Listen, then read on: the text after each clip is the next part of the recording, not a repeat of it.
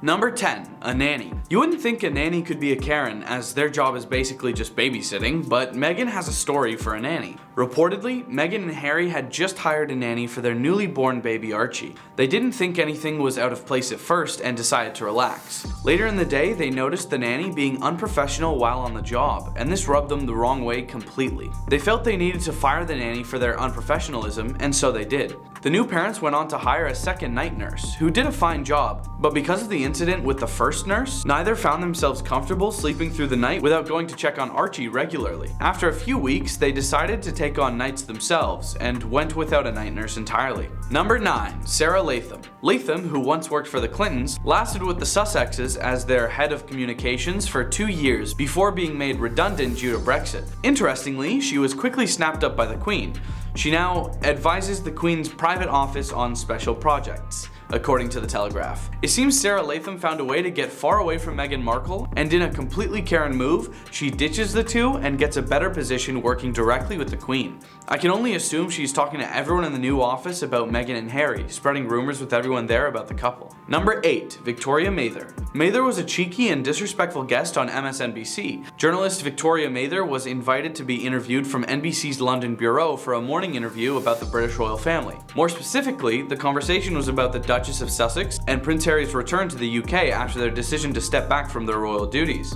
Suddenly, Victoria Mather said this: "I think what has really upset the British public is that Meghan Markle, who many people consider as only, 5 clicks up from trailer trash, has actually tried to disrespect the Queen. This comment about Meghan Markle's status as close to trailer trash has been met with staunch criticism about the lack of professionalism used when delivering such a comment as a journalist." Number 7. The Queen. You wouldn't think that the Queen was a Karen, but there are many times where she was indeed. In November 2018, just days after the couple returned from their successful tour down under, The Times reported that Meghan had thrown a tiara tantrum shortly before her wedding because the tiara she wanted to wear was not available, said Andrew Morton, royal biographer, in his new book. It was also revealed in the same book that Harry spoke to the Queen about the tiara, asking if Meghan could get the one she truly wanted. Rather than giving in to Harry's request for the one Meghan wanted, Morton adds, the Queen replied, "She gets what tiara she's given by me." Sounds like a control freak Karen to me. Number 6. A hate network. It was revealed by a new company Christopher Boozy created, Bot Sentinel, that Meghan was trolled on Twitter and YouTube by a network of individuals who were spreading hate comments against her. Meghan Markle was the target of a monetized hate campaign by 25 YouTube channels that earned an estimated $3.5 million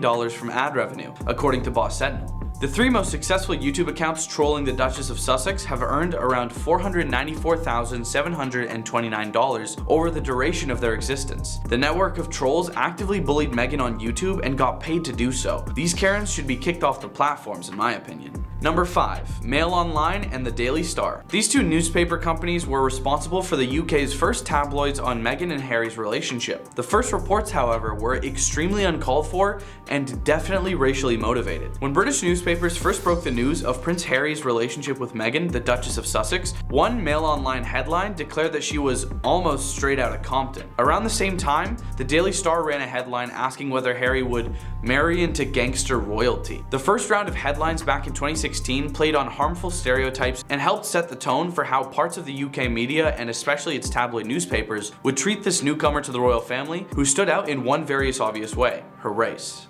Number 4. The Times. A report published by The Times claims that unidentified royal aides have come forward to show the public a side of Markle we haven't seen, the mean side. Their statements include allegations of demanding and humiliating behavior that ultimately led 2 personal assistants to leave Kensington Palace. Now that the Duke and Duchess are no longer working members of the royal family, Markle is more at liberty to speak out against what her and Harry's spokesperson calls a calculated smear campaign based on misleading and harmful misinformation. The couple released a statement in response to the allegations, refuting them as defamatory. "We are disappointed to see this defamatory portrayal of the Duchess of Sussex given credibility by a media outlet," the Sussex's spokesperson said in a statement provided to The Times. Number 3. Wendy Williams. You knew exactly what you were doing. Please don't try to garner sympathy from us. You knew what you were doing.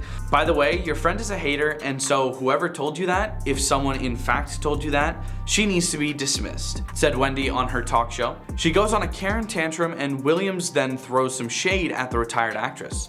"They weren't following you when you were on Suits," she said.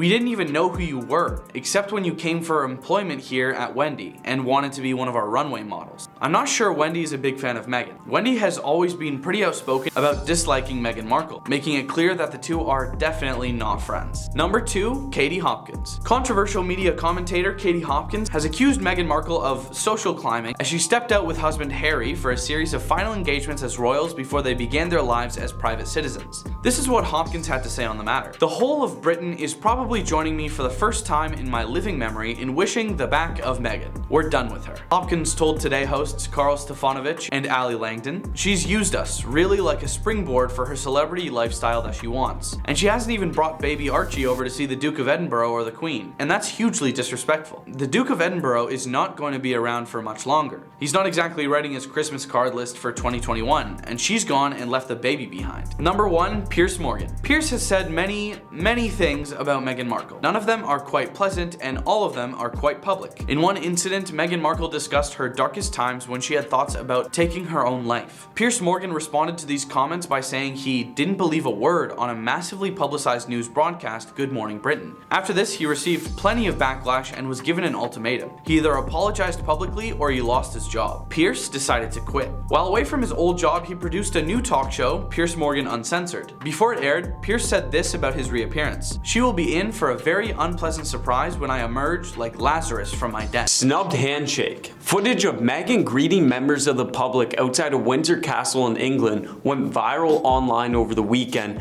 after 3 women appeared to snub the Duchess as she offered to shake their hands. Personally, hate or love her, I think showing respect goes a long way, and I didn't like watching these ladies snub her handshake. Makes me feel really bad for Meghan. If you don't like her, don't go to meet her and just show disrespect. Mic'd up. Theories arise after the Queen's funeral of Meghan wearing a microphone while greeting mourners. The theory is she was wearing a microphone in order to gather audio for her Netflix docuseries. These claims have been denied by Meghan's close friends, but mourners claim to have seen a small mic pack outline in her dress. I'm not sure if this would have been the case. Why hide something you're going to release in the future? It just doesn't really make sense to me. But I wasn't there, so let me know what you think down below. Due to the massive controversy this brought, I doubt we'll ever find out the real answer. Meghan's sister. Meghan's sister Samantha is furious the Duchess essentially disavowed her family during the Oprah interview, and she claims she's merely playing victim for sympathy. Samantha went nuts on the Australian radio show Fifi, Fev and Nick, calling her bluff on Meghan, who told Oprah she had lost her father because of the royal family's pressure. She also compared Prince Harry to a kidnapping victim who's fallen in love with his abductor. As for Meghan's claim to Oprah that she didn't know about the royals and their way of life, Samantha claims Meghan studied the UK monarchy and even tries to emulate Princess Diana. Samantha added she doesn't think Meghan's embarrassed of her family, she just doesn't want them around to expose lies. Emily Giffin. I don't think there is a soul in this world that hates Meghan Markle or anyone more than Emily Giffin, and honestly it's sad. Emily has for years diminished Meghan and has been accused of her hate as racially motivated. I don't like spreading hate, and these videos are entertainment and meant to just go over the news with an unbiased opinion and the odd joke. But it seems like Emily Giffin has it out for Meghan. Emily, chill out, take a step back, relax. She has publicly apologized, but that's a PR push, we all know that. Screenshots show conversation revolving around Meghan and just slandering her every move. Hashtag stay home Meghan. The Queen's funeral is a major event to mourn the loss of our beloved Queen, one of which the hashtag stay home Meghan started to trend. Which is hypocritical considering if she did stay home, I bet there would have been a new trend, hashtag where's Meghan. But these Karens hating on Meghan had a happy ending with a teenager who saw Meghan and greeted her with a warm welcome here hug. Reporter McLean asked the girl why she felt sympathy for Meghan and whether it was because of the Queen's passing or the Duchess' complicated relationship with the royal family. The girl replied with, I guess both. It was quite nice to see William and Kate and Meghan and Harry together. You're a fat lady. Okay, maybe not a Karen, or nor did this person mess with Meghan, but they instead shared a funny moment at an interview. Fortunately, Meghan laughed because of course she knew whilst being pregnant she had a baby bump. According to Twitter, Jamaicans say this in an unharmful manner, but instead say it pointing out that she's very pregnant. Good on Meghan for understanding it wasn't hurtful and laughing off the awkward moment. Meghan versus staff. Meghan has been reportedly bullying her staff. which it is apparently difficult to work for her, according to royal staff. Is this a media spinoff on the hate Meghan train or the truth? There have been many claims of Meghan mistreating staff, and all this talk of the abuse left Meghan in tears as she denies the mistreatment. Things got so bad between Prince Harry, Meghan, and the royal staff, they started calling her a narcissistic sociopath. The staff have argued this narrative for a bit, which has been denied by Meghan's lawyers. Piers Morgan. From friends to constantly slandering Meghan, Piers Morgan has made it well known he's not the biggest fan of Meghan. He relentlessly tweets about her, quit his job at Good Morning Britain after being asked to apologize for saying he didn't believe a word she was talking about when she had suicidal thoughts, and has now made borderline threatening remarks towards her. He said, "Pushy little Princess Pinocchio tried to utmost to cancel me." Is Piers overreacting to this Meghan incident, or after being ghosted, is he in the right for trying to take her down? The British population. The slander of Meghan doesn't stop from Karens in the news or Karens in crowds, but goes as far as the actual population.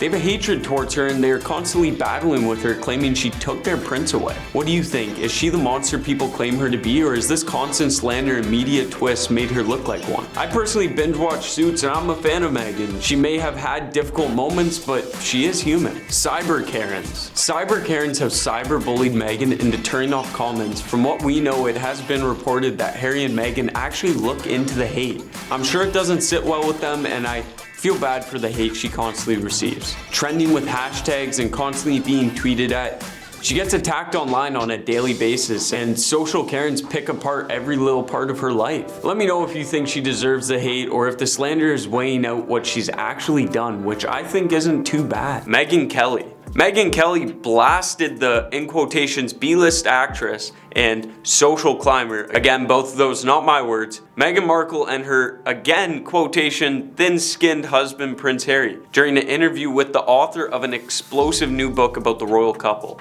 These two are as thin-skinned as they come when it comes to their public image, whether they matter, what people write about them, and whether they are being adequately protected by those around them in the maintenance of these images they believe they have, Kelly said about Harry and Meghan. Kelly made the comments on an episode of SiriusXM's podcast, The Meghan Kelly Show, during which she interviewed Tom Bower, podcast host. This podcast host, of whom I will not give the publicity to, nor shout out because they are undeserving, didn't just go as far as putting Meghan and Harry down, but went as far as requesting they put their son Archie down. This podcast host said Harry should be tried for treason for marrying Meghan, and their son Archie is an abomination and should be put down. A British court has heard the court proceedings reported by the British newspaper The Sun, showing the shocking extreme level of racist incentive targeted at the couple. Prince Harry said earlier this year it was not safe for him or his family to visit the UK without dedicated police protection,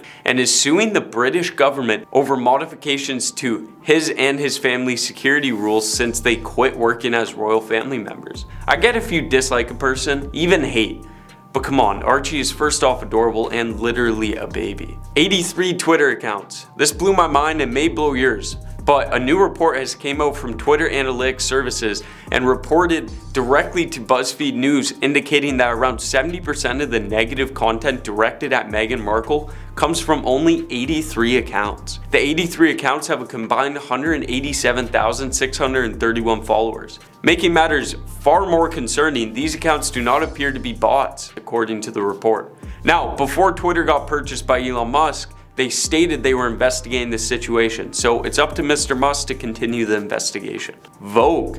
According to Tom Bower, in a snippet published by the Sunday Times, Meghan had a feud with Vogue editor Edward Enninful when guest editing the magazine's September 2019 issue.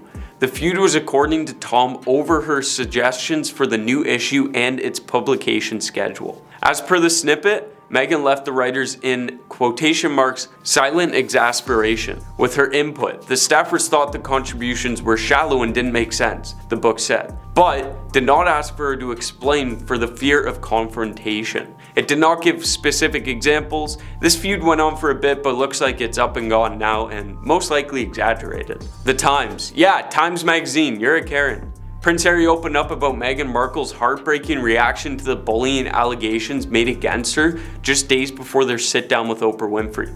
Harry stated, "I was woken up in the middle of the night to her crying in her pillow because she didn't want to wake me up because I'm already carrying too much." He remembered, "That's heartbreaking. I held her, we talked, she cried and she cried and she cried." She's determined to continue her work building compassion around the world and will keep striving to set an example for doing what is right and doing what is good. Okay, hear me out. If she's publicly stating that she's determined to do right and build compassion around the world, maybe we just let her do that in peace and stop the hate. Too much to ask? Hate campaign. Meghan has been a target of cyberbullying for a while now, and one major platform to which channels dedicate their content towards just attacking her is YouTube. In fact, there are 3 main YouTube channels who run hate campaigns against Meghan. It's okay, Meghan, if you ever see these videos, just know I see the good in your scenarios because the only thing I hate is hate.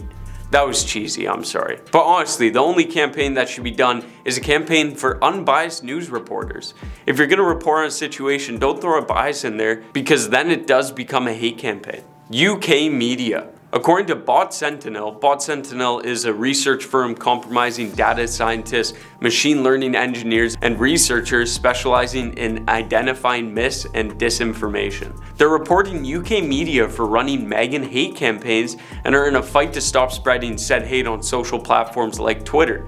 Twitter user @StopFundingHate is also at Meghan's defense, and they are actively eliminating the hate. Good for them, they got my follow. Her sister, yet again. Meghan Markle's sister's Twitter account was banned after she tried to evade a previous ban, following reports that she's been harassing the Duchess for years. The decision came after a report from BuzzFeed alleged that Samantha, 57, had used various accounts on Twitter to spread hate and claims against Meghan. Screenshots of now deleted tweets show that @MarkleSammy account claiming Meghan was never pregnant and that her children are not real. Samantha's attorney claims that the account was hacked and that the tweets BuzzFeed published were photoshopped. The Twitter suspension comes after Samantha filed a defamation lawsuit against Meghan over her rags to riches story on Oprah. I have Twitter, never used it, and boy am I glad, because if everyone in the comments got a hold of my Twitter username after sticking up for Meghan, I couldn't imagine the tweets I'd be getting. Her neighborhood. Her new neighborhood wasn't too welcoming, and that's not due to because it's Meghan, thankfully, but due to the constant foot traffic they're worried would come from the couple moving in. There have been no reports to say that the foot traffic has came, but I'm sure like Meghan's lack of privacy, her neighbors would fear the same, to which they stated so. Tom Bowers. From what I've seen, every book, statement, story from Tom has been biased against Meghan, twisting words, adding details that weren't there, and exaggerating events. It's clear that in some way he has a hate towards Meghan. Tom, to which, like I stated before, unbiased reports are good reports. Biased reports are bad because the game of telephone takes one instant and makes it into a whole event. So let's maybe step back and really ask, is Meghan what the media portrays, or is she just so reported on good stories turn bad? After doing so much reading on her situations, I wish her the best and I wish the hate for her to stop. But what do you think? Also, to anyone named Karen that isn't a Karen, my apologies. And to any Karens who are Karens, I mean, if the shoe fits. Rude to staff. This is apparently an issue that applies to Meghan and Prince Harry. Royal staff members have brought this issue into light and stated people need to be treated well with some understanding, even when they're not performing to Harry and Meghan's standards. Meghan has replied to this saying, "It's not my job to coddle people." Now apparently Prince Harry has been reported for the same issues, and the Queen addressed it in a private meeting. According to one source, they're just downright rude. I'm not saying they weren't rude, I wasn't there, but this did happen during preparation for their wedding, so I can see how stress levels could have been high at the time. This Karen moment about the staff service was most likely a scapegoat to all the stress in planning a royal wedding, so royal staff, keep your chin up. Don't worry about what they have to say. I'm sure you're doing a great job. Self-absorbed. I'd like to add that these are not my opinions, but the majority of answers regarding her Karen activities revolve around her being arrogant, hypocritical, and self-absorbed. She's said to play victim often.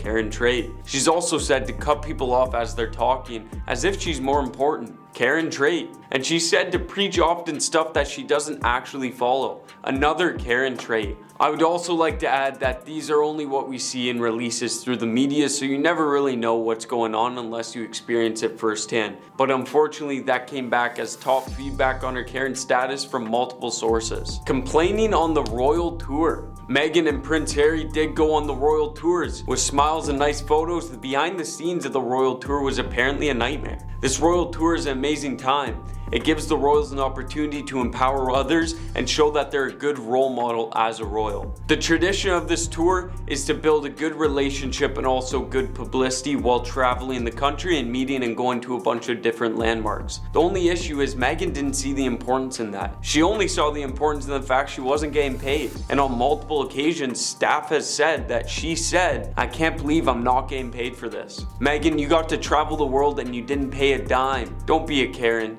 Just enjoy your trip. Restaurant freakout. In New York City, you'll see amazing establishments, dining halls, and restaurants, but apparently not amazing enough for Meghan Markle. A waiter working at one of these restaurants recalls an encounter with Meghan and her irate personal assistant. The aggression came from Meghan and her assistant demanding a private table by dropping the royal card. The assistant did most of the arguing while Meghan sat back and looked irate, according to staff. After arguing over the private table, the assistant went on to say a phrase that you'll likely hear from Karens.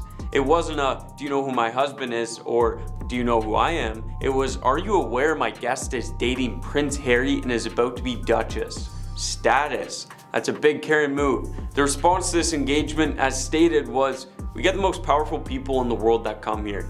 No one really cares about you." Center stage. Prince Harry and Meghan exited this event earlier than expected because the royal experts believes they didn't get given center stage. To quote the expert exactly, she stated, "I honestly think it's because they knew they wouldn't be in that front row, and it's the same reason they have missed other celebrations." I personally think we're just looking into it too much, but I could be wrong. Maybe center stage is that important to the couple.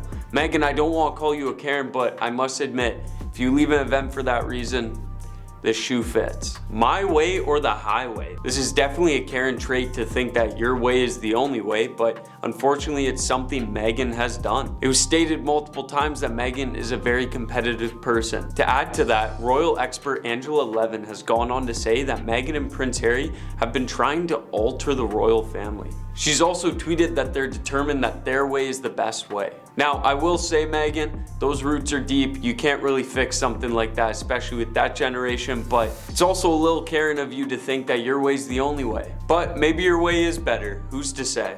The ultimatum. Meghan and Prince Harry had a rough patch before their relationship went public, and apparently it's because Meghan told the prince she'd break up with him if he didn't make their relationship public. It's either because she couldn't handle the scandals or she wanted that royal status ASAP, but the argument online is those are the reasons the couple fought. If it is with good taste, I can see where she's coming from. She loves the man, she wants the world to know, but if it's not in good taste, kind of a Karen move. She did force his hand in this quick notion, and he released a public statement to announce their relationship to the world. According to sources, the nature of the media push was very rageful, which made Harry start freaking out, worried he was going to lose his relationship with Meghan.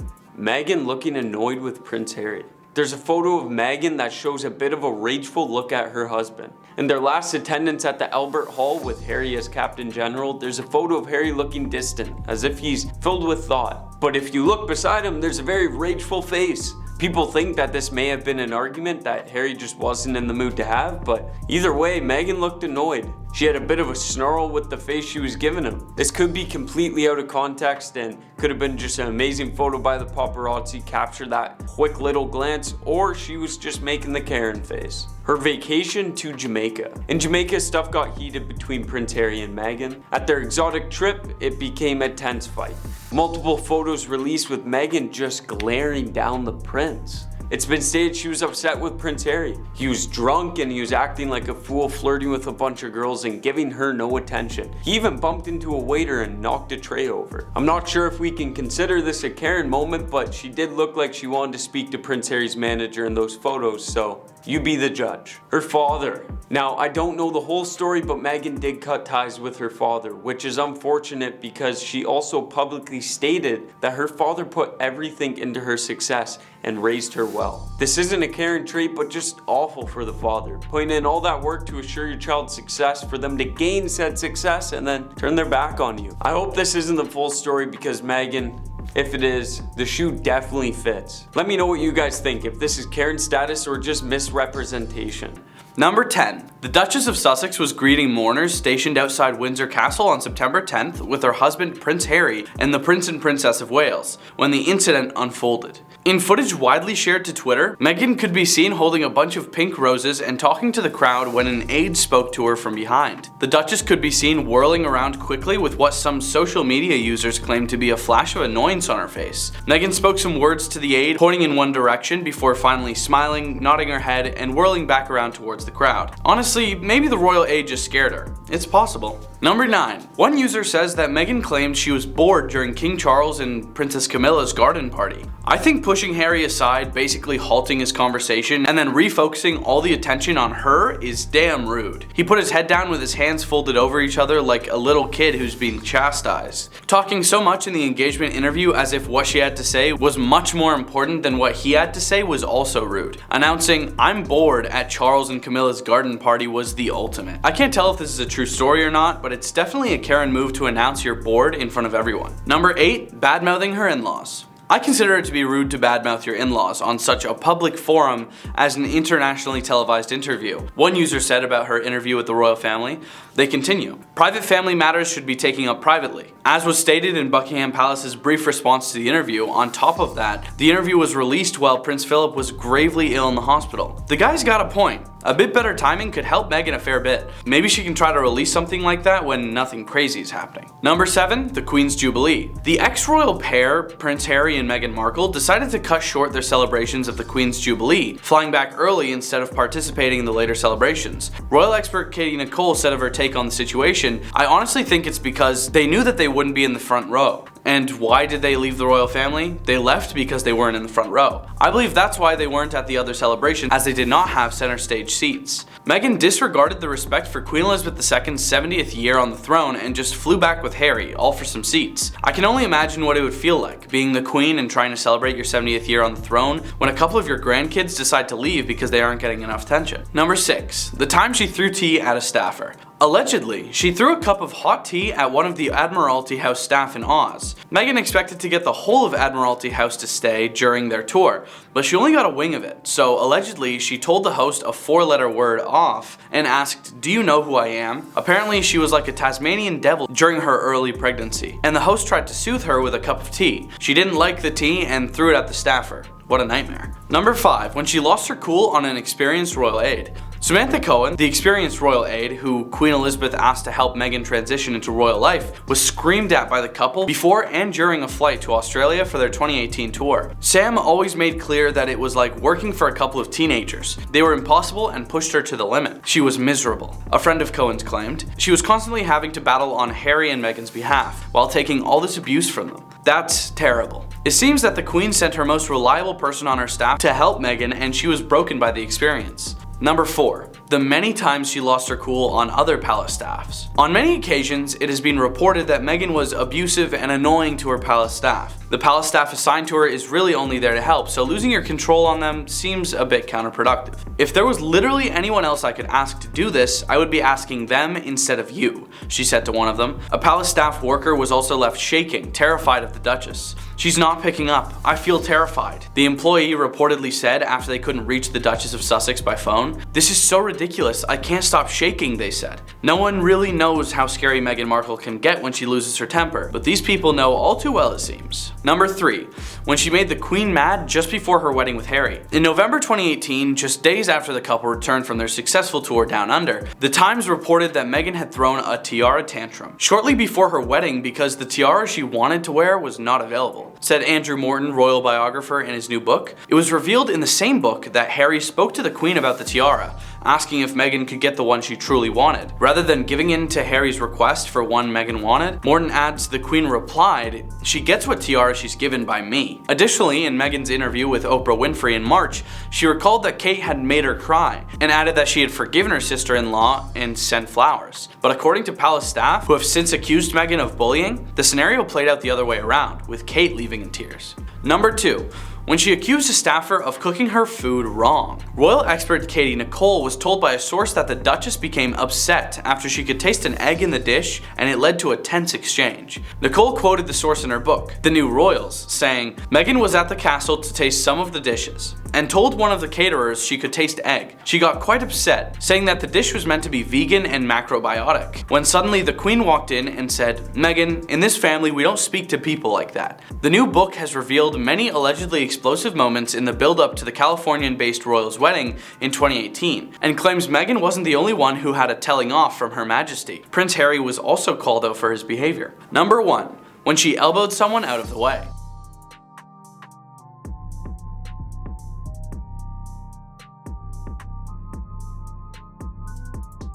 In this clip, Meghan Markle gives an elbow shove to someone walking alongside her. One user said this about the situation, reposting it to Pinterest to share their thoughts. Meghan Markle does not want anyone to obstruct the camera's view of her and elbows him out of the way. Note the way he spins his head around in a WTF type move. I'm not sure she meant to do it, but she didn't apologize either, and there's nothing more Karen than not apologizing for your own mistake. Rude to staff. Articles started popping up everywhere after Meghan Markle's encounter with a royal staffer at Windsor Castle sparked debates towards her attitude towards the staff being passive-aggressive and rude. This 7-second video has gone viral on Twitter with claims of this passive-aggressive behavior.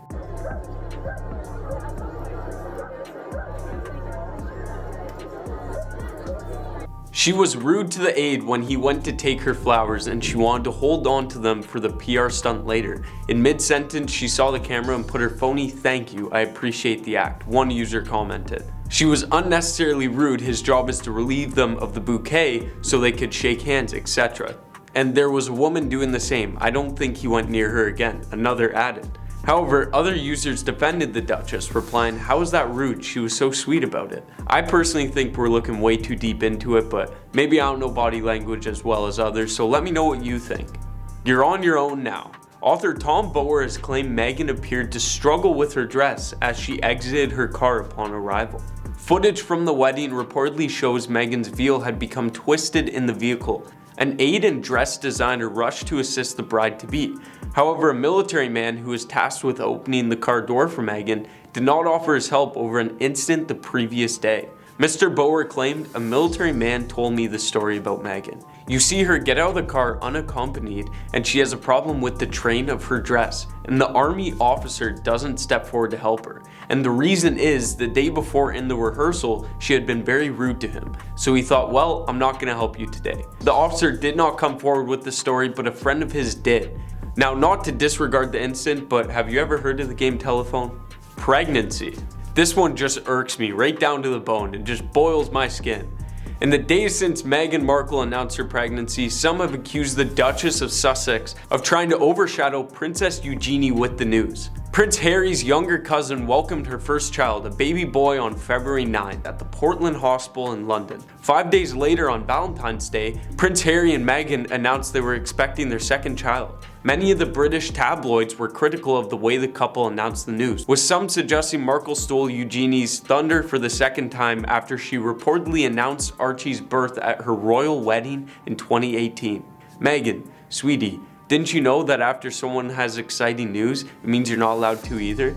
For the Sheldon Coopers watching this, that was sarcasm. She's pregnant, she can't control that it happened at the same time another royal event. Tiara Tantrum. It has been said that Queen Elizabeth denied Meghan the chance to wear her first choice tiara. A source now claims Meghan may have not understood royal protocol and simply demanded to wear the tiara she wanted. When Meghan married Prince Harry in 2018, she wore the Queen Mary's diamond bandeau tiara. However, this was reportedly not Meghan's first choice, and there's been numerous stories about what went on during the wedding preparation. There have been several different stories outlining a different narrative on this incident. some reflecting good on Meghan and some negatively. Personally, if I don't get the tiara I want on my wedding day, I suggest everyone stands clear. What do you think the correct narrative is? Don't cry over spilled tea. Meghan was accused of abrasive behavior towards staff members and diplomats. According to a royal biography, looking back at Meghan's visit to Sydney, Australia, where they received an amazing reception, Boer writes, Meghan was allegedly abrasive towards her 4 female staff, and even towards the local British diplomats. According to one report, Meghan allegedly threw a cup of tea into the air. Her anger may have been particularly fueled by Harry. Every night, he crawled social media, searching for snide comments on the internet. Every morning, he and Meghan turned their phones on and surfed the internet. Australia, as covered in the past videos, didn't seem to be as fun as the couple may have hoped. It's been reported they were down under in the down under. Please comment LOL down below for my self-esteem. Thank you. Ew feet. Okay, this has been brought up as an in quotations Karen moment, but I don't think so. It's just simply a help a girl out moment. The Times and the Sun focused on Meghan's time modeling with Redmond's, Canada's largest women's clothing retailer. After modeling for the retailer, Boer reports that Meghan allegedly requests that a photo of her wearing open-toe sandals was touched up in post-production. He alleged she wrote, "Please fix my feet for me. I get slaughtered online for people picking apart my feet. Sadly, there's a scar on my left foot and my right foot isn't as pretty." I agree. In fact, all the videos you've seen of me are edited. I'm in fact bald and I always have been. Something editing can fix. Shout out to my editors for the luscious locks. Australia again. Words coming from an insider who attended the royal tour stated during their tour, just before they were about to go into the Invictus Games, Meghan was bawling at her hairdresser to get her hair right, while at the same time someone was ironing the bottom of her dress. They told the publication, longtime royal correspondent Duncan Latham has revealed that Harry behaved very differently on tour compared to previous ones. It's tradition for the royals to socialize with members of the press who travel on tours with them. But not this time. They basically blanked on the media tour, which is very short-sighted. Latham told Page 6, all of Harry's staff have always thought of him as fantastic, but the two together are high maintenance. Publicity.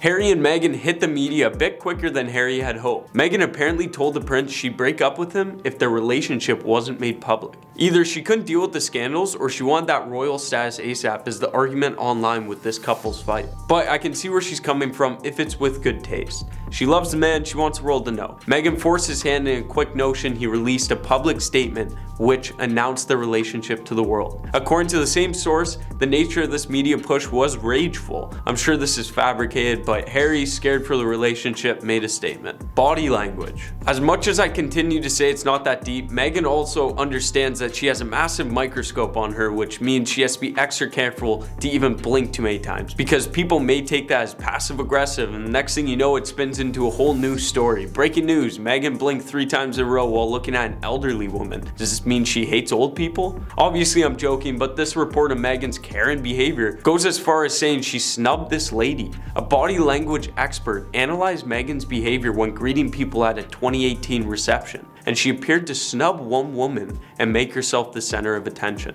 Let me know on your thoughts on this, if I'm too forgiving or the media just looks too deep into incidents like so. Her father. Now, we don't know the whole story, but Meghan cut ties with her father, which is unfortunate because she has also publicly said that her father put everything into her success and raised her well. This isn't a Karen trait, but just awful for the father, putting in all the work to assure child success, for them to gain said success and turn their back on you. Does Meghan deserve the title of the Royal Karen, or is this all just media spins? Number 10. When Meghan stopped making any sense at all. While being interviewed about her statements about the royal family, Meghan dodges the questions asked to her and instead just decides to literally groan and moan. An interviewer said this: "At one point in our conversation, instead of answering a question, she will suggest how I might transcribe the noises she's making. She's making these guttural sounds, and I can't quite articulate what it is she's feeling in that moment because she has no word for it. she's just moaning. Alison P. Davis explained how Meghan was incoherent and making completely random noises. If this isn't a tantrum, I don't know what is. She goes on later during the interview to insinuate that the royal family is racist, even though the Queen showed a great effort to get her acquainted with how to perform her duties as a royal properly. Meghan seemed to want the royal wealth, but not the royal responsibility. At number 9, when she compared herself to Nelson Mandela. The story goes that the former actress turned duchess was at a premiere of The Lion King on Broadway,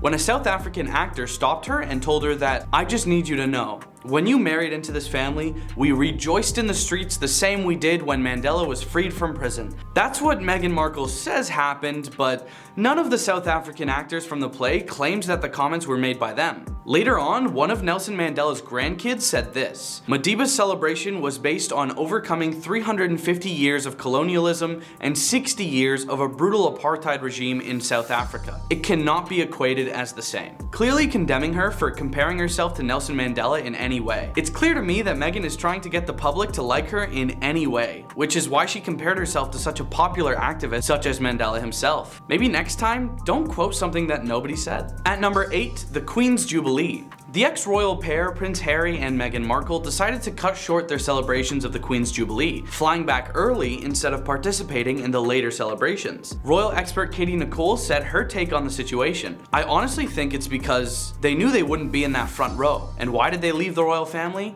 They left because they weren't in the front row. I believe that's why they weren't at the other celebrations, as they did not have center stage seats." Meghan disregarded the respect for Queen Elizabeth II's 70th year on the throne and just flew back with Harry, all for some seats. I can only imagine what it would feel like, being the Queen and trying to celebrate your 70th year on the throne when a couple of your grandkids decide to leave because they aren't getting enough attention. At number 7, when she made the Queen mad just before her wedding with Harry. In November 2018, just days after the couple returned from their successful tour Down Under, the Times reported that Meghan had thrown a tiara tantrum shortly before her wedding because the tiara she wanted to wear was not available, said Andrew Morton, royal biographer, in his new book. It was revealed in the same book that Harry spoke to the Queen about the tiara, asking if Meghan could get the one she truly wanted. Rather than giving in to Harry's request for the one Meghan wanted, Morton adds the Queen replied with, "She gets what tiara she's given by me." Additionally, in Meghan's interview with Oprah Winfrey in March, she recalled that Kate had made her cry, and added that she had forgiven her sister-in-law and sent flowers. But according to palace staff, who have since accused Meghan of bullying, the scenario played out the other way around, with Kate leaving in tears. At number 6, when a former palace employee put her on blast for wanting fame. Senior staff in Buckingham Palace became aware that there was concern about the way people were being spoken to. Something was not working, and Queen Elizabeth II agreed to the couple's request to form a new office at Buckingham Palace with their own staff. However, another request for an office independent of the palace was denied. The Queen had spent her life in public service and expected the same unwavering adherence to duty.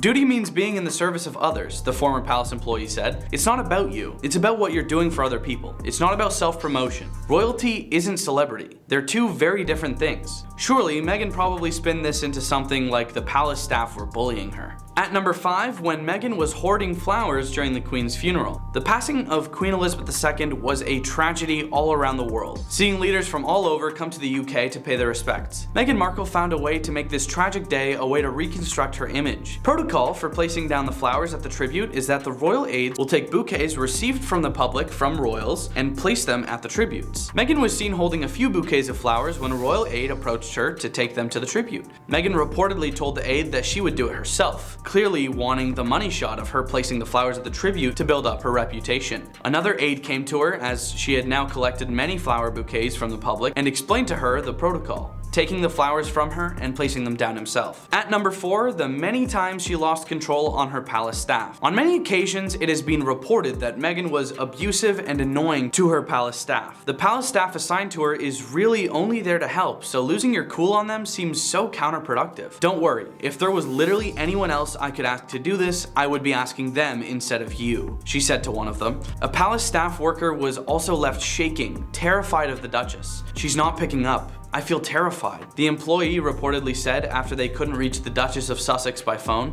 "This is so ridiculous. I can't stop shaking," they said. No one really knows how scary Meghan Markle can get when she loses her temper, but these people know all too well, it seems. At number 3, when she lost her cool on an experienced royal aide. Samantha Cohen, the experienced royal aide who Queen Elizabeth II asked to help Meghan transition into royal life, was screamed at by the couple before and during a flight to Australia for their 2018 tour. Sam always made clear that it was like working for a couple of teenagers. They were impossible and pushed her to the limit. She was miserable, a friend of Cohen's claimed. She was constantly having to battle on Harry and Meghan's behalf while taking all this abuse from them. That's terrible. It seems that the Queen sent her most reliable person on her staff to help Meghan, and she was broken by the experience. At number 2, when Meghan left the royal family. Meghan decided in January of 2020 that she would be stepping down with her husband, Prince Harry, from their royal duties. She seems to think that her existence in general was so important and grand that she was wrecking the royal family. Just by existing, we were upsetting the dynamic of the hierarchy. So we go, okay fine, let's get out of here. Happy to, said Meghan on her leave. She also said that, for whatever reason, is not something that we are allowed to do, even though several other members of the family do the exact same thing. Perhaps she believes she is wanted in the family for whatever reason. At number 1, the time she threw tea at a staffer. Allegedly, she threw a cup of hot tea at one of the Admiralty House staff in Oz. Meghan expected to get the whole of Admiralty House to stay during their tour, but she only got a wing of it. So, allegedly, she told the host to 4-letter word off and asked, "Do you know who I am?" Apparently, she was like a Tasmanian devil during her early pregnancy, and the host tried to soothe her with a cup of tea. She didn't like the tea and threw it at the staffer. Fine dining. The Big Apple is home to many amazing restaurants and dining establishments, but not amazing enough for Meghan Markle. A waiter working at one of these restaurants recalls an encounter with Meghan and her irate personal assistant. The aggression came from Meghan and her assistant demanding a private table by dropping the royal card. The assistant did most of the arguing while Meghan sat back and looked irate, according to staff. After arguing over a private table, the assistant went on to say, "Are you aware who my guest is dating? Prince Harry, and this is about to be the Duchess." The response to this engagement, as stated, was, "We got the most powerful people in the world that come here. No one really cares about you." Bold statement, but a good one at that. Good on the restaurant for standing their ground. The Platinum Jubilee. Prince Harry and Meghan exited this event earlier than expected, and royal experts believe it was because they weren't given center stage. To quote the expert exactly, she stated, "I honestly think it's because they knew they wouldn't be in the front row, and it's for the same reason they've missed other events." I personally think we're just looking into it too much, but I could be wrong. Maybe center stage is that important to that couple. Big breakup. Meghan and Prince Harry hit some not so calm waters before their relationship was made public. Because of exactly that, Meghan apparently told the prince that she'd break up with him if their relationship wasn't made public. Meghan, you got my full support with this one. Prince Harry, she shouldn't have to tell you, come on man. Meghan forced his hands, and in quick notion, he released a public statement which announced their relationship to the world. According to the same source, the nature of this media push was rageful, which made Harry start freaking out and worried for his relationship. Where's my money? That's the question Meghan had after the royal tours. With smiles and nice photos, the behind the scenes of the royal tour was apparently a nightmare. This royal tour is an amazing time to empower others and be a good role model as a royal. This tour is a tradition and is keen for the royal family to build good relations and also good for publicity. Only issue is Meghan didn't see the importance in that, and as quoted on multiple occasions by staff for saying, "I can't believe I'm not getting paid for this." Meghan, you got to go travel the world. Shouldn't you be saying, "I can't believe I'm not paying for this"? Glass half full, Meghan. Glass half full. When she compared herself to Nelson Mandela. The story goes that the former actress turned Duchess was at a premiere of The Lion King on Broadway when a South African actor stopped her and told her that, "I just need you to know, when you married into this family, we rejoiced in the streets the same we did when Mandela was freed from prison." That's what Meghan Markle says happened, but none of the South African actors from the play claims that the comments were made by them. Later on, one of Nelson Mandela's grandkids said this: "Madiba's celebration was based on overcoming 350 years of colonialism and 60 years of a brutal apartheid regime in South Africa. It cannot be equated as the same." Clearly condemning her for comparing herself to Nelson Mandela in any way. It's clear to me that Meghan is trying to get the public to like her in any way, which is why she compared herself to such a popular activist such as Mandela himself. Maybe next time, don't quote something that nobody said. Mistreating staff. This is apparently an issue that applies to Meghan and Prince Harry. A staff member took this upon themselves to bring the issue to attention, stating people need to be treated well with some understanding, even when they're not performing to Harry and Meghan's standards. Meghan replied saying, It's not my job to coddle people. Prince Harry has been reported with the same issue and the Queen addressed it in a private meeting. According to one source, they're just downright rude. Not gonna say they weren't rude, but this happens during preparation for their wedding, so I can see how stress levels could have been high. This tantrum about the staff service was most likely a scapegoat to all the stress and planning a royal wedding, so royal staff, keep your chin up, I'm sure you're doing well. Stay woke, royals! This was more a defeat than a freakout, but nonetheless definitely left Meghan annoyed. It's been stated multiple times that Meghan is a very competitive person. To add to that, royal expert Angela Latham has gone on to say that Meghan and Prince Harry have been trying to create an alternative woke royal family. She also tweeted that they are determined to show that their way is the best way. Some old roots are too rooted to change, Meghan. Maybe the next generation of royals will do it your way, but I promise it won't happen immediately. A for effort though, at least you are presenting this change by attending charity events and not just slamming royals on social media like 90% of people do. Meghan looked annoyed with Prince Harry. There is a photo of Prince Harry that is meant to demonstrate Meghan's temper. In their last attendance at Albert Hall with Harry as Captain General, there's a photo of Harry looking distant and in thought. But with the rageful face beside him, it shows that maybe there was an argument going on. But with the rageful face beside him, it shows that they may have been having an argument. Harry didn't look like he was in the mood for it, but Meghan looked annoyed either way, and had a bit of a snarl with the face she was giving him. This could be completely out of context, but I bet the paparazzi that took this photo got a decent sized check capturing that moment. One thing for sure is she's not happy about something. Jamaican me crazy, Prince Harry. In Jamaica, stuff got heated between the prince and Meghan as their exotic trip became a tense fight. Multiple photos released with Meghan having daggers in her eyes. It's been stated she was upset with Prince Harry's drunken behavior. At one point, he even knocked into a waitress. She even stated that he was getting so drunk he was flirting with other girls and giving her no attention at all. It's said he just doesn't always look amazed with her and didn't buy into the affection on this trip. Meghan, you don't deserve that. Yet again, I'm on your side with this one. Keep your chin up, and if it doesn't work out long term, just shoot me a DM. I would never ignore you, especially in Jamaica. Prince Harry, if you're seeing this, I'm only joking.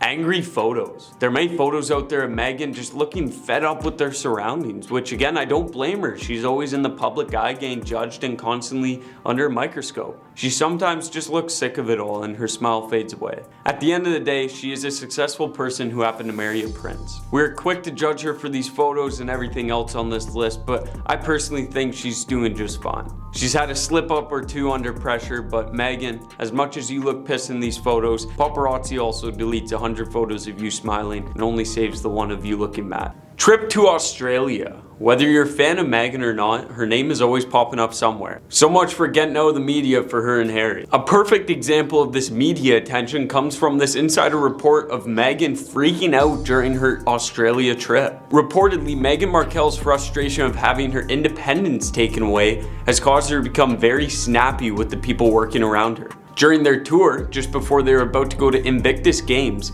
Meghan was bawling at her hairdresser to get her hair right, while at the same time someone was ironing the bottom of the dress she was wearing. They told the publication. It was also stated she was under high pressure while this was going on, so maybe things added up and she just had to let it out. Who are we to judge? Vanity Fair story. Meghan Markle's Vanity Fair story had left the Duchess very upset after the magazine quoted, "She's just wild about Harry." The cover photo of the magazine showed the actor glamorous flaunting her hair and freckles while headlining the controversial line. According to Daily Mail, the actor said, "We're in love. This time it's for us. It's part of what makes it so special that it's just ours. But we're happy. Personally, I love a great love story." The outlet claimed that an insider revealed the actor was not at all happy with the magazine's move. She was very unhappy with how it had been handled, the insider said. She was looking to throw blame in every possible direction, despite it having been a positive piece. She did not like the photograph. She thought the story was negative. She was upset that it was about Harry and not about her. The outlet also added that the couple shared they had been trying to get rid of it and change it online because they thought it had been racially motivated. Meghan was so angry with Kelly she wanted to fire her, the insider also added. Tea party. Meghan Markle could not contain her aggression during an unfortunate event at her first royal trip with Prince Harry, who made their first Australia trip in 2018. They were particular about recreating the legacy of Princess Diana's trip in the same country years ago.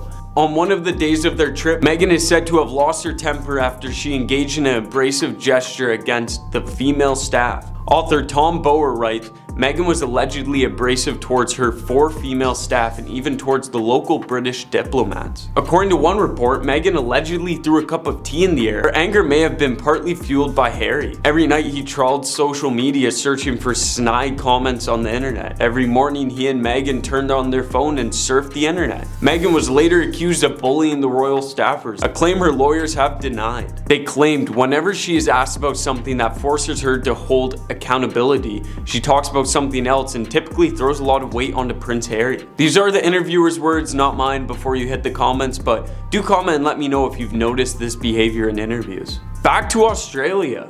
When she lost her cool on an experienced royal aide, Samantha Cohen. The experienced royal aide who Queen Elizabeth asked to help Meghan transition into royal life was screamed at by the couple before and during a flight to Australia for their 2018 tour. Sam always made it clear that it was like working with a couple of teenagers. They were impossible and pushed her to her limits. She was miserable. A friend of Cohen's claimed she was constantly having to battle on Harry and Meghan's behalf while taking all this abuse from them. Meghan, Harry, regarding your oh so sweet invitation to Australia this year, I'm gonna have to call rain check, but you enjoy yourselves. Tiara Tantrum. In November 2018, just days after the couple returned from their successful tour down under, the Times reported that Meghan had thrown a tiara tantrum shortly before her wedding because the tiara she wanted just was not available. Andrew Morton, royal biographer, in his new book revealed that Harry spoke to the Queen about the tiara, asking if Meghan could get the one she truly wanted. Rather than giving in to Harry's request for the one that Meghan wanted,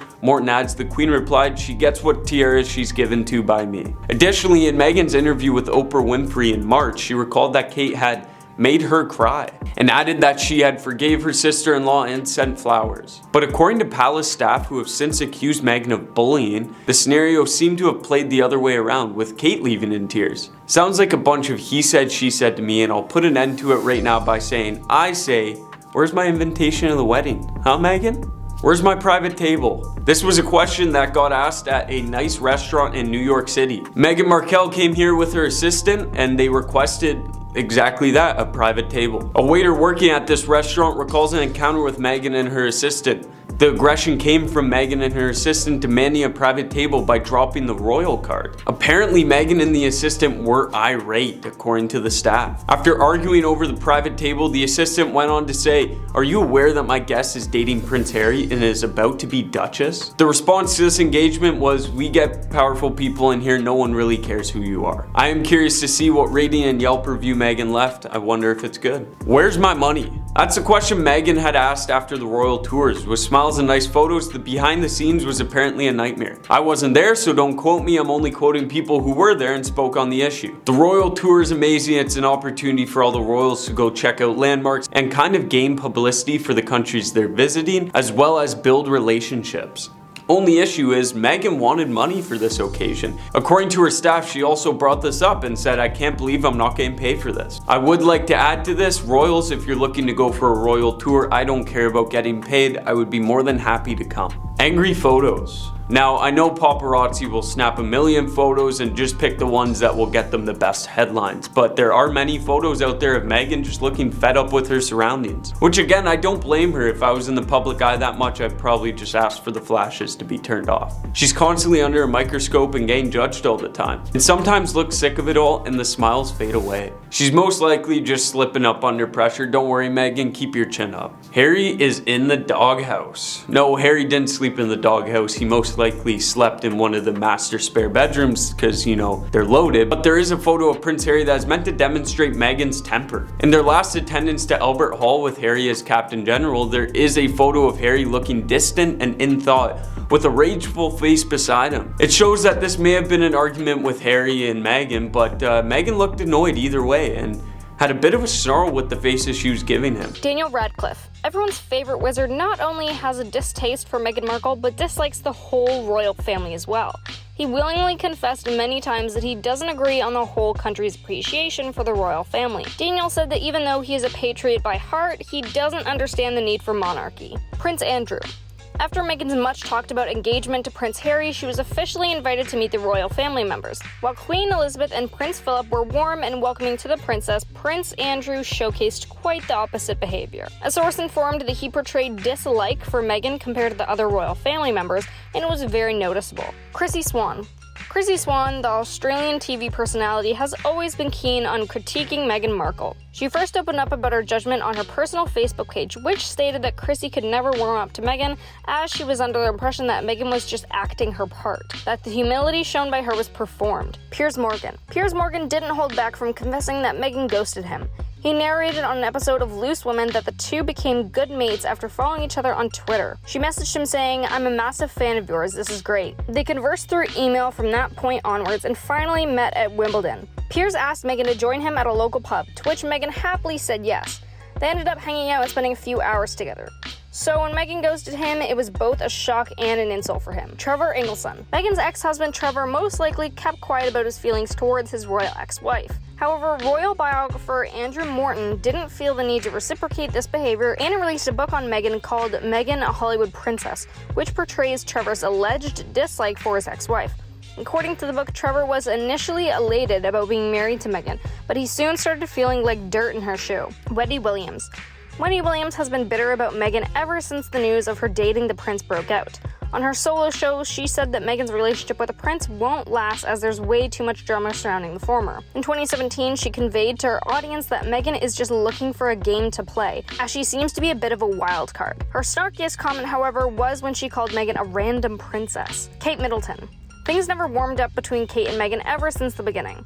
There have been countless speculations about why the two princesses don't get along. Some say that Kate feels ashamed of Meghan's embarrassing wardrobe choices, while others chime in stating that Kate disapproves of Meghan's intimate scenes from Suits. However, the most sensible reason may be that both the girls are eyeing the same prize of being the people's princess. Kate Hopkins, the Daily Mail writer and media personality, made it clear that she has no respect for someone like Meghan. Her first move to prove her distaste was when she bashed Meghan for being addicted to Instagram. She was also very vocal when she termed her as an American Kate Middleton and a budget princess with an Oscar-winning innocent face. Erin Foster is a comedy performer and writer who has a notorious history for blasting several celebrities on Instagram, including Meghan. In the month of November 2017, Erin posted a photo of Meghan from her Deal or No Deal days and captioned it, "Never forget." On another occasion, she posted another image of Meghan holding a briefcase from the same show and added an even more rude caption that read, "This briefcase is filled with my plans to be famous." Lastly, Amy Schumer. No, Amy didn't really say something mean about Meghan Markle straight up, but she didn't hold back on her views when asked about the royal wedding. She made an appearance in the Sydney's Fitzy and Whippo radio show, where she opened up about the downsides of the grand royal affair.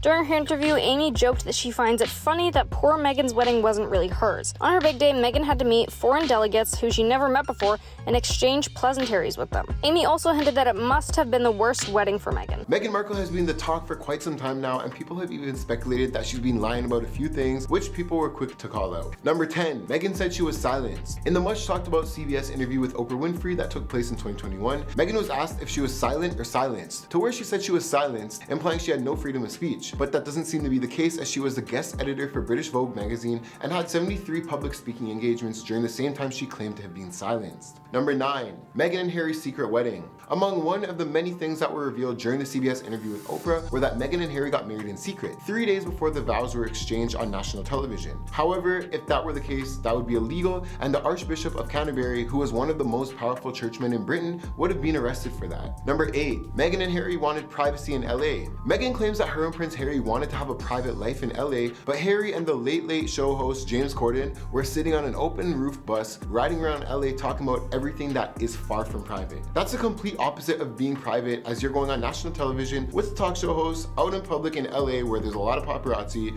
go on and say you're looking for a private life. Now, contradictory at its finest was met right there. Number 7, Meghan said that she had her passport taken away. Meghan claimed in her interview with Oprah that she had her keys, driver's license, and passport taken away from her, saying she was unable to leave. However, she went on 14 holiday trips with Harry to places like Amsterdam, Toronto, and New York. Meanwhile, she was spotted on Elton John's private jet at the same time she was lecturing the public about their carbon footprints. Number 6. Meghan said Archie was denied 24/7 protection because he wasn't a prince. But Archie was never going to be a prince until Prince Harry, Harry's father, became king on the death of the Queen. And that's going to happen whether the skin color of Archie's mother, whatever it is, if it's red, blue, or green. Now that was always set in stone. But now Harry and Meghan's children became Prince Archie and Princess Lilibet following the death of the Queen, and the change is a result of conventions created over 100 years ago. Number 5. Meghan claimed to have no involvement in the unofficial biography Finding Freedom. However, last year Meghan apologized to a court claiming she forgot about emails sent by her and Prince Harry regarding their unofficial biography Finding Freedom. The correspondence was released and showed that the couple had heavily been involved with the press spokesman before the book's author 2 years ago. When Finding Freedom was published, a spokesman for the couple told the Press Association the Duke and Duchess of Sussex were not interviewed and did not contribute. Having previously denied any involvement, the Duchess of Sussex apologized to a court claiming she forgot about the emails that were sent by her and Prince Harry regarding their unofficial biography talk. Number 4. Meghan said she had suicidal thoughts while she was pregnant with Archie. Now, Harry has always been speaking about mental health, and when Harry speaks about people who feel depressed or anxious or has suicidal thoughts, that they should go and get help immediately. Yet his wife was claiming that she was constantly feeling suicidal. And Prince Harry has never sought to help her. That is a little bit hard to believe, but that brings us into number 3. The royal family refused to help Meghan with her mental health. Now, Meghan broke down in tears in the Oprah interview, saying at times she felt like she didn't want to be alive anymore, but was told by the palace that she couldn't get help because it wouldn't be good for the institution. However, people don't believe that, and they do think it's a lie, as Prince Harry is attached to many of the biggest mental health charities in Britain. Number 2. Apparently Archie was refused a royal title because of his skin color. One of the major moments from Oprah that made headlines around the world was the allegation that Meghan made about racism within the royal family, including comments made about her unborn son's skin color. But someone revealed that it was a conversation Harry had with someone way before they got married, years before Meghan said it happened. But so far, that's all just he said, she said stuff. Number 1. Meghan claimed that Kate made her cry. Now, in the interview with Harry and Meghan with Oprah in 2021, Meghan was asked if she made Kate cry before the wedding, and Meghan said the reverse happened, indicating Kate made her cry. However, in a new biography titled Revenge, Meghan, Harry, and the War Between the Windsors, states that Kate burst into tears. There have subsequently been claims that the Duchess of Cambridge went to apologize, and Meg threw her a peace offering with flowers in the bin. By no means do I believe that Meghan Markle will become queen, but if she does, God help us all. So the only way Meghan Markle could become the queen, hypothetically,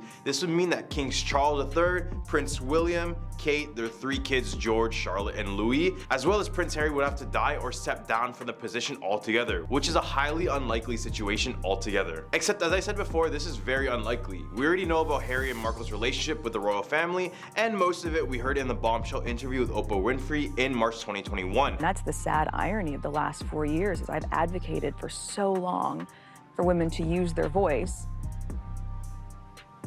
and then I was silent. Were you silent or were you silenced? The latter. Conversation of he won't be given security, he's not going to be given a title, and also concerns and conversations about how dark his skin might be when he's born. I just didn't want to be alive anymore. And that was a very clear and real and frightening, constant thought.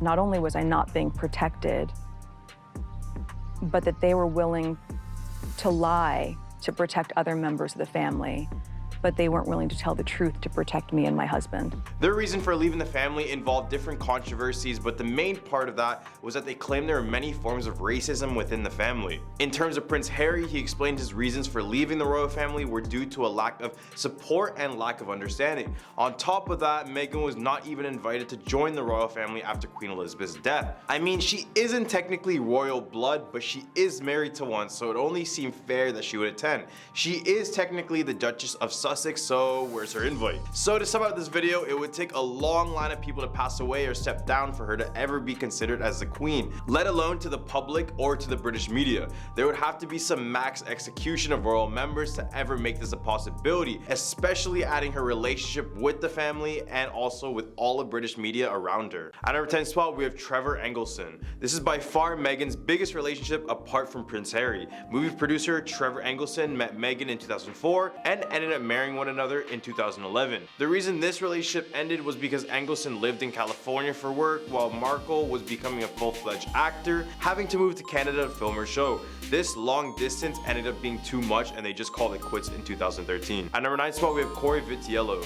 In 2014, Meghan was in a romantic relationship with Corey Vitiello. Corey is a Canadian chef and they dated from September 14 to April 2016 until she met her literal Prince Charming later in 2016. Ouch. At number 8 spot, we have Rory McIlroy. After her and Trevor didn't work out, she was rumored to have dated professional golf player Rory McIlroy in 2014. The two were spotted together for a dinner date during that summer, and he even helped Markle when she participated in the famed social media Ice Bucket Challenge, which helped raise money for ALS. At number 7 spot, we have Michael Del Zotto. Also, after ending things with Engelson, it's said that she developed a close relationship with Canadian hockey player Michael Del Zotto, who's only 26 years old at the time. A close friend of the hockey player said that Trevor was devastated at the split because she suddenly had no time for her. At number 6 spot, we have Joe Giuliano. This was Meghan's first relationship ever, and many people don't know who this is, and to be honest, I didn't too. But I did find out he was an entertainment lawyer at the time and helped kickstart her career. At number 5 spot, we have Simon Rex. Back in 2004, when Meghan was still an aspiring actress, it was said she went out with former porn star Simon Rex. Whether or not these guys hooked up is still up for speculation, but we do know that Simon Rex was offered once $70,000 from a British tabloid to say that he slept with her, which he completely denied. At number 4 spot, with Matt Lair. The former Suits actress was allegedly caught in a sneaky dressing room hookup with disgraced American TV host Matt Lauer, following an appearance on the US Today Show before she started dating Harry. A worker for NBC Network had said there was something definitely going on between one another. At our 3 spot, we have Joshua Silverstein. The Suits star told Larry King that her first kiss happened at theater camp in Los Angeles when she was only 13 years old. Her summer fling was Joshua Silverstein, a comedian who now appears on The Late Late Show with James Corden as a professional beatboxer. At number 2 spot, we have Patrick J. Adams. Okay, I only added him because he plays Mike Ross in US Network's hit drama Suits. They kiss a lot, so he technically hooked up with Meghan. Meghan's character is Rachel Zane, and they started off pretty rocky in the show, but things get better as the series progresses. At number 1 spot, we have Prince Harry. Obviously, I couldn't forget her most notorious relationship with Prince Harry. The two first met in July 2016, but it wasn't until September 2017 when they first appeared in public and completely shocked the world. Harry and Meghan have been rejected. Now, Prince Harry has always been one of the most jovial members of the British royal family, but he hasn't always been getting along with his own relatives. As children, he and his older brother Prince William seemed inseparable, but as they got older, cracks began to form in their relationship. The rift between the brothers grew wider in March 2021 when Harry and his wife Meghan Markle opened up about the decision to step back from their royal duties in a tell-all interview with CBS. During the TV special, the Sussexes accused unnamed members of the royal family of racist behavior. In particular, they alleged that one person had asked a question about their son Archie's skin tone ahead of his May 2019 birth. Days after the interview, the Duke of Cambridge responded to the accusations by saying,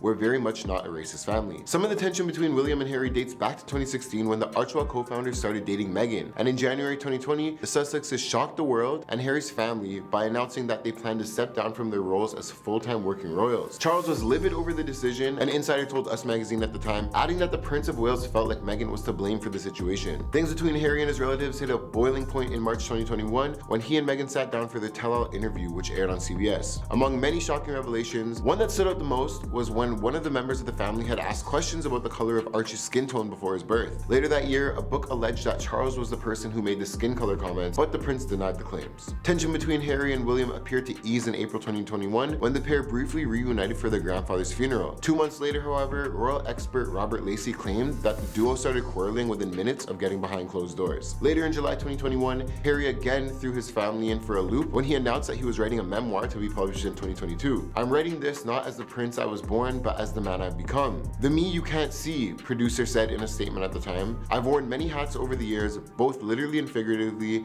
and my hope is that telling my story, the highs and lows, the mistakes, the lessons learned, I can help show that no matter where we come from, we have more in common than we think. His family, however, was less thrilled about the news. The royal family is shaken up about the book, a source told Us Magazine at the time, adding that Charles and William are particularly concerned about what Harry will reveal. However, one day after Queen Elizabeth's death, the king made mentions of the Sussex in his inaugural speech with a touching gesture. He said, "I want to express my love for Harry and Meghan as they continue to build their lives overseas." So does this mean they could possibly redeem themselves? Let me know in the comments below. Palace aides believe the Duchess of Sussex was deliberately laying a trail of evidence as she carefully plotted her departure from the royal family, a new book has claimed. It alleges that her aides, who named themselves the Sussex Survivors Club after Meghan and Harry quit their roles, called the Duchess a narcissistic sociopath. The book describes the Sussexes' deteriorating relationship with their staff, a succession of decent people who had believed in Meghan and, quote, would have done anything to help the couple succeed. But it alleges that aides came to believe that Meghan's departure was premeditated and that one of her concerns was whether she was going to be able to make money for herself. One former staff member told the author she wanted to be rejected because she was obsessed with the narrative from day one. And sources said her team reportedly said of her on repeated occasions, "We were played." The book claims that staff became convinced the Duchess wanted to show how the institution failed her, and even felt there was a cynical motive behind her decision to complain to HR bosses, who listened sympathetically but offered no help. This was inevitable. HR is there to deal with employee issues, not members of the royal family, the book says. Meghan would presumably have known that, so what was she doing there? Laying a trail of evidence would be the cynical answer. A former staff member said everyone knew that the institution would be judged by her happiness. The mistake they made was thinking that she wanted to be happy. In her interview with Oprah Winfrey in March 2021, Meghan emphasized the difference between the Queen and those who surrounded her, the ones she felt refused to help when she was in her hour of greatest need, and perpetuated falsehoods about her. According to the book, some of Meghan's staff suspected that in the end she wanted to make money, and the only way she could do that was by leaving her royal life behind and going back to America. Meghan's lawyer says that the Duchess has absolutely denied bullying anyone, while an inquiry launched by Buckingham Palace concluded that it would review how it handled bullying complaints. It did not say Meghan had actually bullied anyone. According to the book, tensions were compounded by Harry and Meghan's deteriorating relationship with Alderton and Young.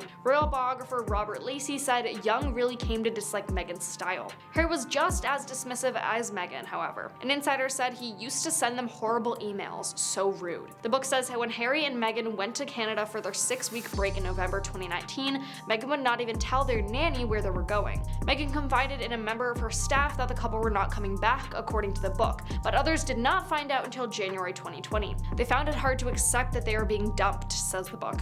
Some of them were in tears. Did Meghan Markle fake cry at the Queen's funeral? To be completely honest, I don't believe she did, although some individuals who despise Meghan appear to disagree. After joining her husband, Prince Harry, to the historic service honoring the life of his grandmother, Meghan Markle brushed away a tear. Meghan Middleton chose a classic all-black ensemble with a wide-brimmed hat, imitating her sister-in-law Kate Middleton. She also donned a pair of straightforward diamond and pearl earrings that the late monarch had given to her back in 2018. The royal family also used pearls as a traditional symbol of grief. Following the funeral, they will go to Windsor before Her Majesty is laid to rest. Her Majesty's coffin was carried in a ceremonial procession alongside a precise route through the nation's capital. Just before 11 o'clock in the morning, the Duchess and Harry were seen following the Queen's coffin into the Abbey. She followed the Windsor lady as they exited the chapel, following next to Camilla, the Queen Consort, Kate, the Princess of Wales, and Sophie, the Countess of Wessex. People are speculating that the Queen and Meghan do not have a good relationship, but the Duchess outlined her good standing with the Queen in her 2021 interview with Oprah Winfrey. The Queen, for example, has always been wonderful to me, she said. I mean, we had one of our first joint engagements together. She asked me to join her. We had breakfast together that morning, and she'd given me a beautiful gift, and I just really loved being in her company. She gave me some beautiful pearl earrings and a matching necklace, Meghan said. But people don't agree with that statement and begun digging deep into Meghan Markle's archives. A Twitter user brought up a conversation she had with a cameraman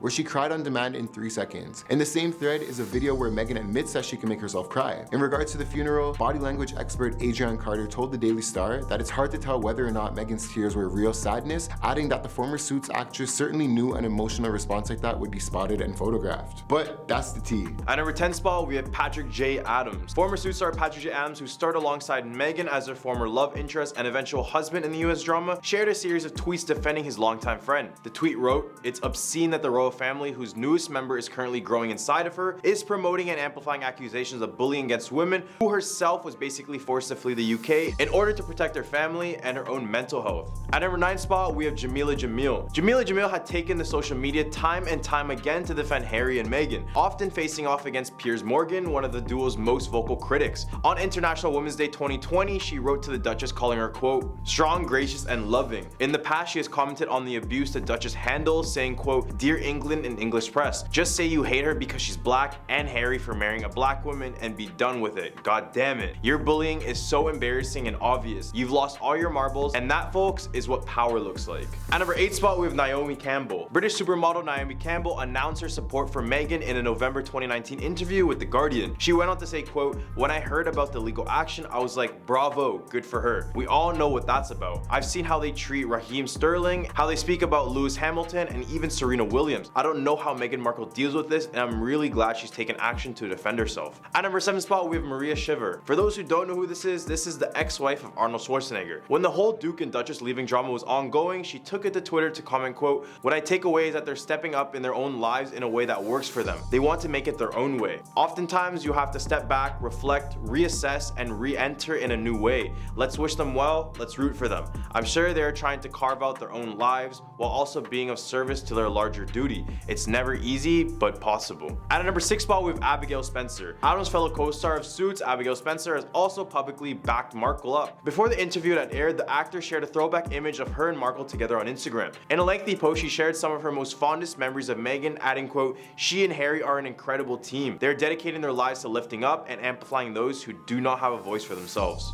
At number 5 spot, we have Gabrielle Union. American actress Gabrielle Union gave a short and to the point assessment of a claim from the palace about Markle being accused of bullying. When the tweet came out, Gabrielle Union posted this gif in response. At number 4 spot, we have Chriselle Staus. The Selling Sunset star wrote on Twitter, quote, my timeline is very pro Meghan Markle, which I love. But I just scrolled some of the comments on news sites' posts and it was almost shocking that people hate her so much. I worry about people's sanity who can attach so much hate to someone they don't know. At number 3 spot, we have Chance the Rapper. After Buckingham Palace made their statement on Wednesday, the Summer Friends rapper asked his Twitter followers, do y'all find yourselves getting mad as hell every time they talk sideways about Duchess Meghan? At number 2 spot, we have Serena Williams. Serena Williams is one of Meghan's closest A-list pals, and she's come out to defend the Duke and Duchess several times in the past as well. Most recently, the tennis champion refused to comment on the couple's choice to leave the royal family, telling a reporter, good try, when they asked about it. When asked about her relationship with Meghan, she said, quote, she couldn't be a better friend to me. Low moments, high moments,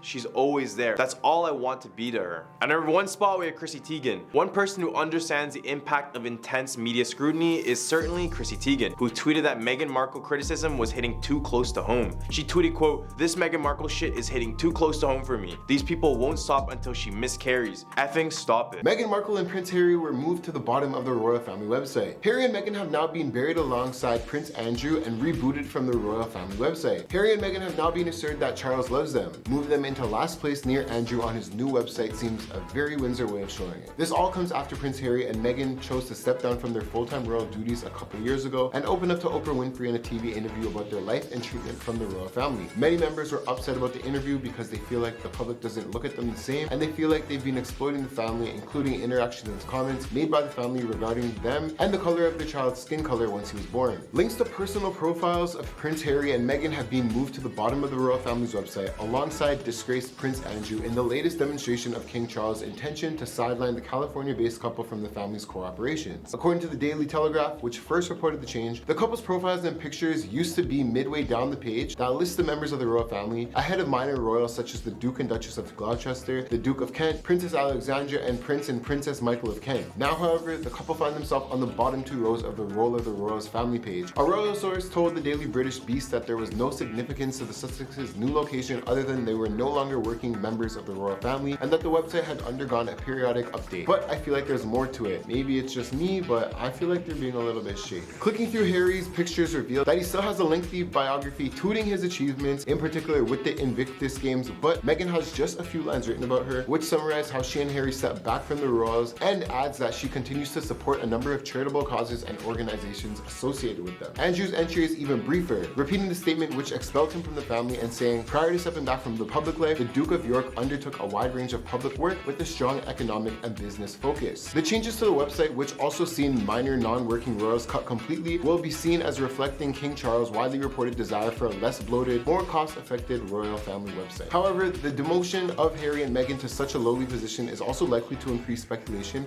that Charles is seeking to reduce the public perception of their importance. Harry faces a life of permanent exile, with the royal treatment of Harry likely to be molded on the fate of Edward VIII, the king who lived the rest of his life outside of the UK in 1936. Harry and Meghan will get the invite to the coronation, but will firmly be seated in the cheap seats along with Beatrice and Eugenie as they were at the funeral. That will be it. Charles will be ruthless when it comes to protecting the crown, and that means keeping Harry and Meghan as far away from the center of gravity as possible, a former staffer told the public. But I want to hear what you think about this whole mess. I personally think they're being a little bit petty. I'm not sure, correct me if I'm wrong. I'm waiting for your input in the comments below. I'll be seeing you soon.